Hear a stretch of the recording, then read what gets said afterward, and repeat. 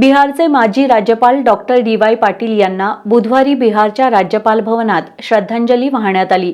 शिवाय बिहारचे राज्यपाल सय्यद अता हसनैन यांनी आमदार सतेज पाटील यांना पत्र पाठवून पद्मश्री डॉक्टर डी.वाय. पाटील यांच्या निधनाबद्दल शोक व्यक्त केला. बिहारचे राज्यपाल सय्यद अता हसनैन यांनी आमदार सतेज पाटील यांना पत्र पाठवून पद्मश्री डॉक्टर डी.वाय. पाटील यांच्या निधनाबद्दल शोक व्यक्त केलाय.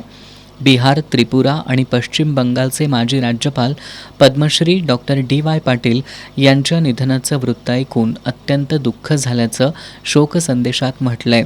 त्यांचं निधन म्हणजे सार्वजनिक जीवन, शिक्षण क्षेत्र आणि राष्ट्र उभारणीला समर्पित असलेल्या एका प्रेरणादायी युगाचा अंत आहे. Doctor DY. पाटील यांना एक दूरदृष्टी असलेले शिक्षणतज्ज्ञ, प्रतिष्ठित नेते आणि संवेदनशील प्रशासक म्हणून नेहमी आदरानं आठवलं जाईल. बिहारचे राज्यपाल म्हणून आपल्या कार्यकाळात त्यांनी राज्याला दूरदर्शी नेतृत्व दिलं आणि उच्च शिक्षण, सुशासन तसंच प्रशासकीय संस्थांच्या सक्षमीकरणात मोठं योगदान दिलं. दरम्यान बिहार लोकभवन पटना इथं शोकसभा झाली. राज्यपाल सय्यद अता हसनैन यांच्या अध्यक्षतेखाली ही शोकसभा आयोजित करण्यात आली होती.